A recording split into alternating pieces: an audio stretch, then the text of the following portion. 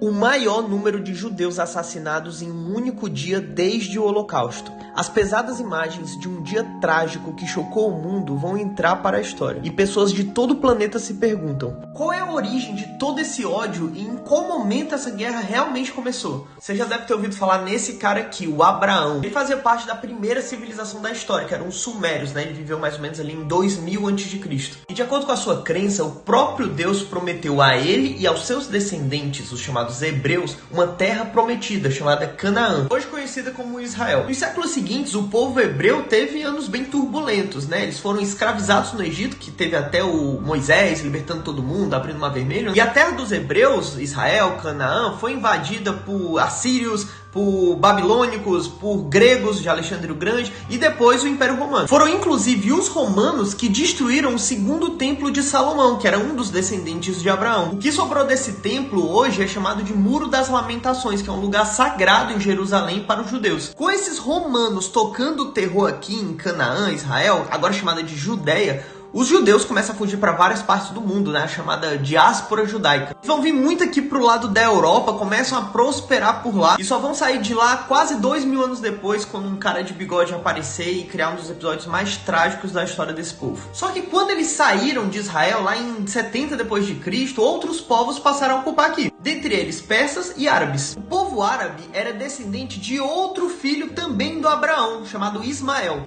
Só que a religião islâmica só vai nascer muito depois por conta desse cara aqui, o Maomé. Lá em 610 depois de Cristo, o Maomé recebe, segundo a sua crença, uma visita do anjo Gabriel com uma mensagem do próprio Deus. A mensagem entregava ao Maomé a missão de unificar os povos árabes que até então estavam espalhados com diferentes tipos de crenças. Após isso, lá em Jerusalém, ele sobe aos céus num lugar chamado Cúpula da Rocha. Local esse que se tornou sagrado para a fé islâmica, também em Jerusalém. Os árabes se juntam, formam um império poderoso, que é chamado de primeiro califado ortodoxo, e começam a se expandir pelo mundo. Isso a gente está falando do ano de 632. O Império Romano, que tinha expulsado os judeus daqui, já tinha caído e agora essa região estava dominada pelo Império Árabe. E eles vão ficar por lá quase 1000 anos, só vão cair lá em 1453, pertinho do Brasil ser descoberto, quando chega o Império Turco-Otomano, que hoje, para efeito didático, é a Turquia. O Império Otomano vai durar até a Primeira Guerra Mundial, vai perder e vai se dissolver. E com essa queda do Império Otomano, adivinha quem ficou com essa área aqui que era a antiga Canaã? O Império Britânico, a Inglaterra, né? Que contou de certa forma com a ajuda de judeus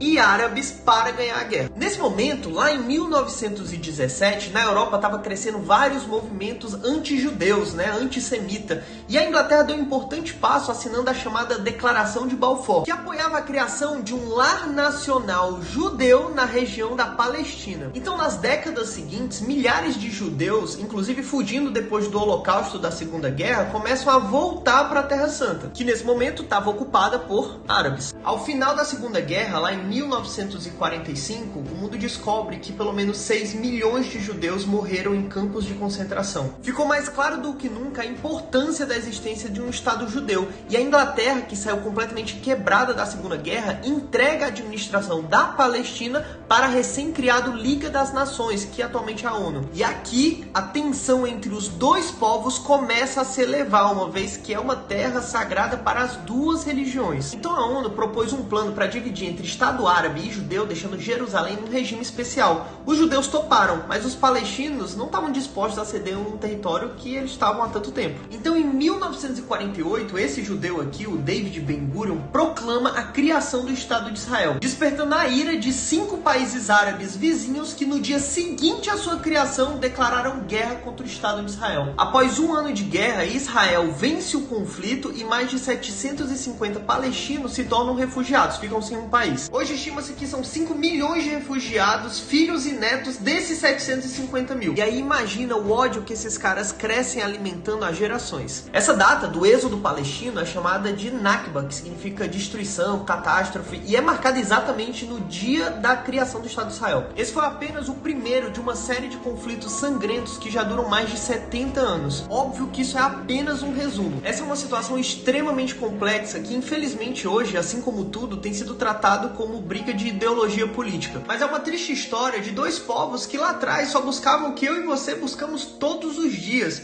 segurança, dignidade, um lar. Se você quiser um vídeo mostrando o que aconteceu nos últimos 70 anos, deixa eu saber nos comentários e segue esse perfil. E não esquece que um povo que não conhece o seu passado tá fadado a repetir os mesmos erros em seu futuro.